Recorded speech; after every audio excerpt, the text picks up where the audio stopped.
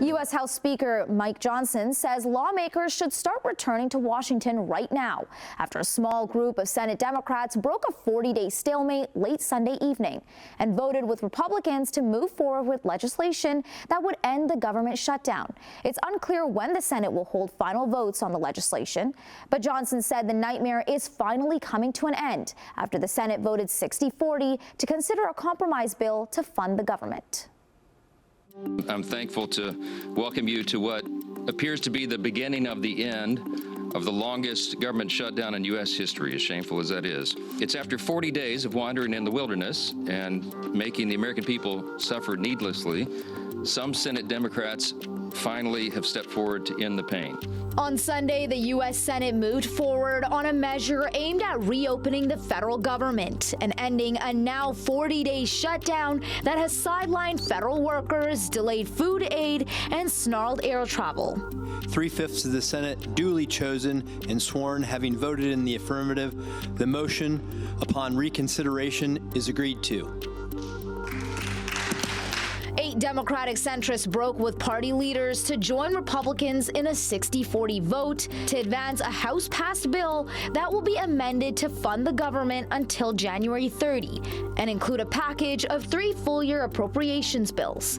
If the Senate eventually passes the bill, the package still must be approved by the House of Representatives and sent to U.S. President Donald Trump for his signature, a process that could take several days.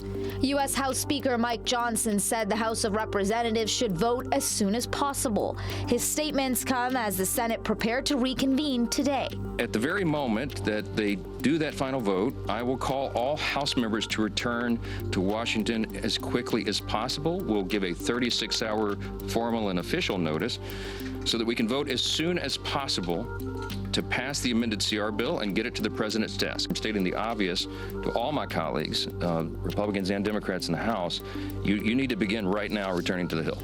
We have to do this as quickly as possible. Under the deal, Republicans agreed to a vote in December on extending subsidies under the Affordable Care Act, which help lower-income Americans pay for private health insurance and are due to expire at the end of the year.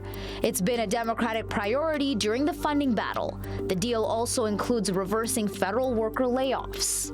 There was zero chance of dealing with the ACA issue as long as the shutdown continued.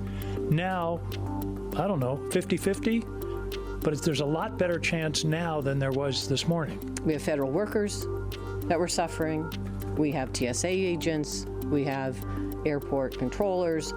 And we were seeing lines to our food banks in northern Nevada. These were lines that I hadn't seen since the pandemic. 2 million federal workers, not just my 300,000, 2 million federal workers who are not uniformed military now have a guarantee of no rifts going forward. But the votes by the group of 8 to advance the deal provoked anger among many in the party who noted there was no guarantee that vote would pass the Senate or House of Representatives.